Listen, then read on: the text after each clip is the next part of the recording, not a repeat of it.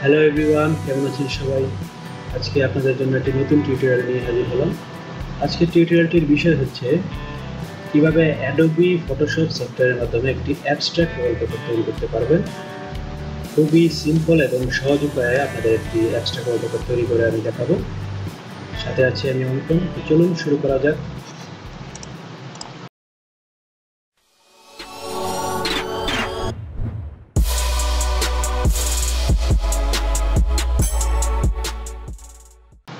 প্রথমতই আমরা ফটোশপ সফটওয়্যারটি ওপেন করব।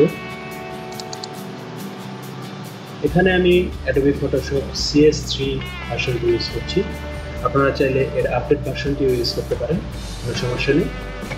তো প্রথমেই আমরা নতুন একটি পেজ খুলব। উপরে যে টুলবার রয়েছে সেখানে ফাইলে গিয়ে এই নিউতে ক্লিক করব। সেখানে পেজটি রেজলিউশন দেব 1920x1080 আর রেজলিউশন 100। তারপর ওকে দেব। একটি পেজ তৈরি হলো। এখানে প্রথমেই আমরা টুলবার থেকে ফিল্টার মেনুতে ক্লিক করব। তারপর আমরা এই রেন্ডার মেনু থেকে ক্লাউড সিলেক্ট করব। এই ক্লাউড সিলেক্ট করার পর একটি ক্লাউড ইফেক্ট চলে আসবে। তারপর আমরা পরবর্তী ইফেক্ট হচ্ছে এই ফিল্টার মেনু থেকে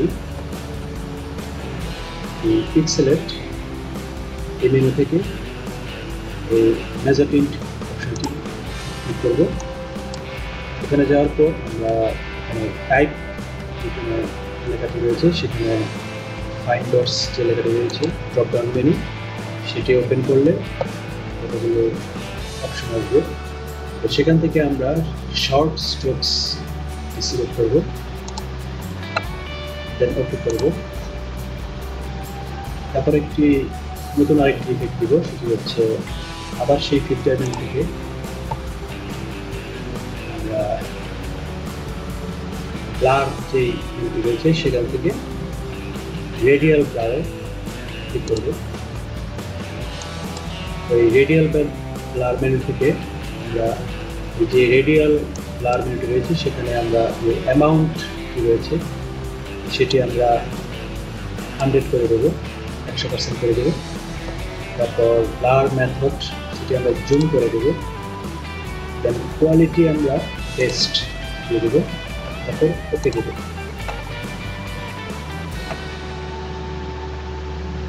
চলে আসলো একটি ইফেক্ট। তো আবারও আমরা এই ফিল্টার মেনু থেকে এই ব্লার মেনুতে দ্বিতীয়বার আবার সেম কাজটি দ্বিতীয়বার করছি। ব্লার মেনু থেকে এই রেডিয়াল ব্লারে গিয়ে যেভাবে আছে সেভাবেই ওকে করে দেব।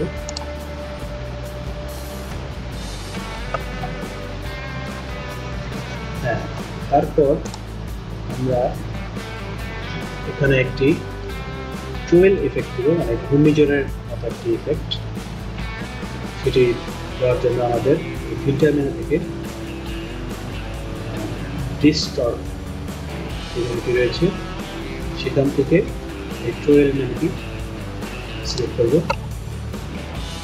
এখানে আমরা টুয়েলটিকে যে অ্যাঙ্গেলটি রয়েছে সেটি আমরা দেখতে পাচ্ছি 50 যে অ্যাঙ্গেলটি রয়েছে সেটিকে আমরা 120 করে দেব। 20 করে ওকে দেব। ইফেক্ট তৈরি হয়ে গেল গোলাকৃতি, একটা ঘূর্ণিঝড়ের ইফেক্ট। তো তারপর আমরা এখানে যে লেয়ার মেনু রয়েছে সেখানে একটি ব্যাকগ্রাউন্ড লেয়ার তৈরি হয়েছে, সেটিকে আমরা একটি ডুপ্লিকেট লেয়ার তৈরি করব। এই ব্যাকগ্রাউন্ড লেয়ারের রাইট ক্লিক করলে এই ডুপ্লিকেট লেয়ারটি চলে আসবে, সেটি সিলেক্ট করে আমরা ওকে দেব। তারপর একটি ব্যাকগ্রাউন্ড কপি একটি লেয়ার চলে আসবে। এখন সেটিকে আমরা উপরে যে মেনুটি রয়েছে সেটিকে আমরা লাইটেন করে দেব। পরে নর্মাল যে লেখাটি রয়েছে সেখানে ক্লিক করলে এখানে যে লাইটেন যে অপশনটি রয়েছে সেটি সিলেক্ট করব। সেটি সিলেক্ট করার পর আমরা এই লেয়ার মেনু থেকে এই ব্যাকগ্রাউন্ড কপির নিচে যে ব্যাকগ্রাউন্ড লেয়ারটি রয়েছে সেটি সিলেক্ট করব। এটি সিলেক্ট করার পর আবার আমরা ফিল্টার মেনুতে চলে যাব। ফিল্টার মেনু থেকে আবার সেই ডিস্টর্ট কন্ট্রোল, এখানে আমরা অ্যাঙ্গেল দিয়ে দিব 180। তো মোটামুটি একটা ব্ল্যাক অ্যান্ড হোয়াইট এক্সট্রাক্ট কিন্তু হয়ে গেছে। এখন শুধু সেটাকে কালারাইজ করবো আমরা। তো কালারাইজ করতে গেলে আমরা এই Ctrl+U যদি চাপ দিই তাহলে এখানে একটি নতুন একটি বক্স চলে আসবে যার নাম হচ্ছে হিউ অ্যান্ড সিচুয়েশন। অথবা আপনি চাইলে এই ইমেজ থেকে অ্যাডজাস্টমেন্টে গিয়ে এই হিউ অ্যান্ড সিচুয়েশন ক্লিক করলে এই মেনুতে চলে আসবে। সেখানে আমরা যে কালারাইজ যে অপশনটি রয়েছে সেটিকে আমরা টিক মার্ক করে দিই। তো একটি কালার চলে আসলো সকল লেয়ারে, সেটিকে আমরা বিভিন্ন কালার করতে পারবো নিজের পছন্দ অনুযায়ী। এই হিউ যে রয়েছে সেটি যদি আমরা আগে পিছিয়ে করি তাহলে কালারটি চেঞ্জ হবে। তো একটি কালার আমরা নিচ্ছি, আচ্ছা আপনার পছন্দের মতো নেবেন। আমি একটা কালার নিচ্ছি, কালার নেওয়া যায়। আচ্ছা এই কালারটি ধরে নিলাম। তারপর সিচুয়েশন থেকে আমরা কালারটি বাড়িয়ে কমে দিতে পারবো। কালারের ইফেক্টটি বাড়িয়ে দিলাম, লাইটিং ভিডিও কমানো বাড়ানো যায়। দেন আমরা ওকে করব। ওকে করার পর আবার এই কাজটি আমরা এই ব্যাকগ্রাউন্ড যে কপি সেটিকে সিলেক্ট করে আবার Ctrl+U দেব। সেখান থেকে আবার এই কালারাইজ সিলেক্ট করব। নতুন একটি কালার ইফেক্ট চলে আসলো। সেখানে যদি আবার এই ভিউটিকে ধরে বাড়ানো কমানো হয় তাহলে নতুন একটি কালার ইফেক্ট হবে। আপনার পছন্দ মতো কালার ইফেক্ট দেবেন, ভালো লাগে।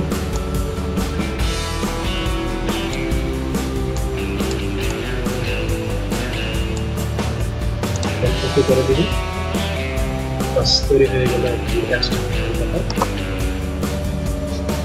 এইটিকে আমরা সেভ করবো এই ফাইলগুলিতে। সেভ তো যেখানে সেভ করতে চাই যেমন ডেস্কটপ সেভ করতে চলে ডেস্কটপে ক্লিক করার পর এখানে ফাইলের যে ফরম্যাটটা আছে সেটিকে আমরা জেপিজি করে দেবো, জেপিইজি। সেটিকে সিলেক্ট করার পর একটি নাম দিব, ঠিক নাম দিলাম। তারপর আমরা সেভ দিব। সেভ দেওয়ার পর এই ইমেজ অপশনের যে কোয়ালিটিটা রয়েছে সেটিকে আমরা একদম ম্যাক্স করে দেবো। এটি কমানো থাকলে একদম ম্যাক্স করে দেবেন, বেস্ট কোয়ালিটিটা সিলেক্ট করে দেবেন। তারপর আমরা ওকে করবো। বাস তৈরি হয়ে গেল আমাদের অ্যাবস্ট্রাক্ট ওয়ালপেপার। তো এটি হচ্ছে খুবই সিম্পল এবং সাধারণ একটি অ্যাবস্ট্রাক্ট ওয়ালপেপার। তো ধন্যবাদ সাথে থাকার জন্য। ভালো লাগলে লাইক দেবেন, কমেন্ট করবেন এবং আমার চ্যানেলটিকে সাবস্ক্রাইব করতে ভুলবেন না। তো আজকের মতো বিদায় নিচ্ছি, ভালো থাকবেন সবাই।